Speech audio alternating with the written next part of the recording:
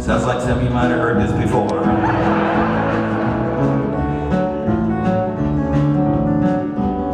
I know I have.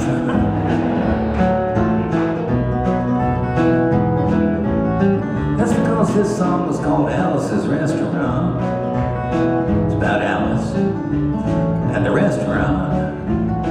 But Alice's Restaurant was never the name of her restaurant. That was always just the name of the song. I guess, well, that's why I still call the song Alice's Restaurant. You can get anything you want at Alice's Restaurant. You can get anything you want at Alice's Restaurant. Walk right in, it's around the back, just a half a mile from the railroad track. And you can get anything you want at Alice's Restaurant.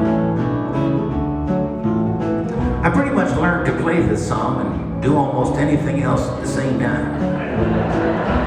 I can engage in conversations, political, religious arguments, you know, go skiing, scuba diving, and play this song.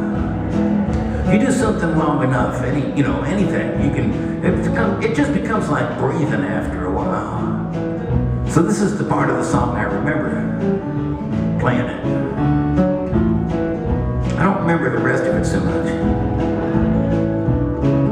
although I'm trying to learn it again.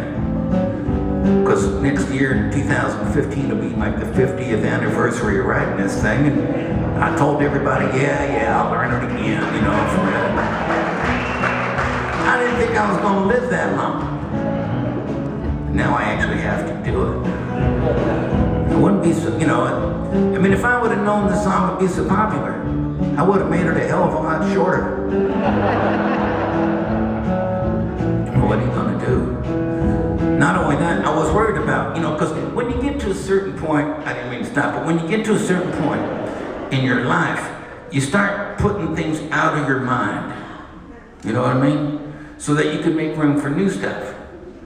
And the words to this song were unfortunately put out at some point. I don't know what happened, but Abe said I could learn them again because he'll put an iPad down there. And I could just be, playing along and looking down every once in a while, just sort of remind me where I am. And I thought, well, that's fine, but why would I want to be the only one? Let's put it on the screen behind me, and then the whole thing could come up, and everybody could sing it, with me. And not only that, that sounded like such a stupid idea. I thought it'd be worth doing. So we're getting ready to do that again, because for me, songs are like, they're like places. I mean, people go to places where something happened. It could be a famous battlefield or something like that. People go there, get a little taste of it, a little smell or something like that. Or it could be a miracle. People go to where miracles happen. I mean, it doesn't matter if it's good, bad, or indifferent. If something happened, people go there. And my sneaking suspicion is that every time somebody goes to a place like that, they leave a little piece of themselves. So the next time somebody goes, there's even more there than there was to begin with. And it keeps building up over time. Decade after century or something like that, until finally, you get anywhere near those places, you can feel stuff, it's real. I don't know if it has to do with the actual event that happened, with the spirit of the people that have been going to see it. It's kind of hard to tell. I think the same thing happens with songs. You write a song, there might not be all that much to it. And every time somebody sings it, they leave a little piece of themselves until finally, after a few decades or something like that, you hear that song, there's the spirit to it. And I have a sneaking suspicion it's the spirit of the people that have been singing it all that time. And I think that's what happened to this next song. I'm not sure, but that's what I think. As I went walking that ribbon of highway, I saw above me an endless skyway. I saw below me a golden valley. This land was made for you and me. This land is your land, and this land is my land. From California to the New York Island, from the Redwood Forest to the Gulf Stream waters, this land was made for you and me. I've been saying this this song for a long time, you know. I don't know.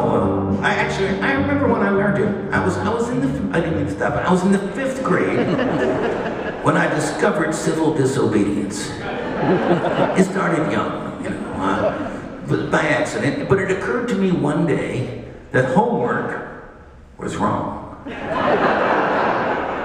was just a morally bankrupt concept. Regular people that worked for a living were not expected to continue working when they got home.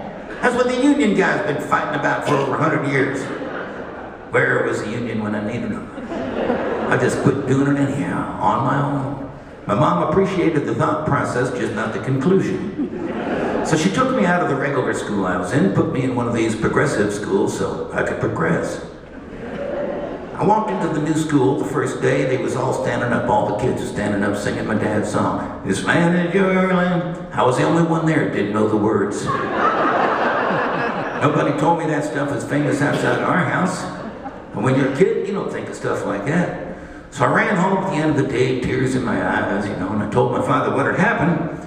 And he brought me out in the backyard, and he made me get him this little guitar he had given me on my 5th birthday, which I still have. And he taught me how to play it, you know, give me the chords. When I had that much done, he taught me the words, you know. And when I had the words done, he taught me some verses that wasn't in the school book version. So when I went back the next day, I went back armed. Been singing the song ever since, you know. It's been nice to be here tonight. Share some of these old songs. But I will leave you tonight with the last verse to this song I learned out in the backyard back years ago. Because I'm sure if my dad was around, if he'd lived this long, he'd be about, well, he'd be 102 now, which would be kind of old, but he'd be out doing what he was doing if he could. Doing what he was doing back then, out there occupying places, all the young people around the country, around the world, out there arguing on the street about one thing or another. He loved the idea of everybody just saying what was on their mind, getting it out there on the street, arguing back and forth and stuff. If there was too many people on one side, he'd go run across the street on the other and help them out. He wasn't so interested in, you know, promoting one idea or the other. What he thought was more dangerous, it was the idea that people were so afraid to be wrong they wouldn't say anything. And, you know, we're living in a world where the world keeps moving when people are arguing, talking about it, dealing with it, rather than sit home and say, oh, I don't know, you know. So I will leave you tonight with that last verse I learned when I was a little kid. It goes something like this. Nobody living can ever stop me as I go walking my freedom highway. Nobody living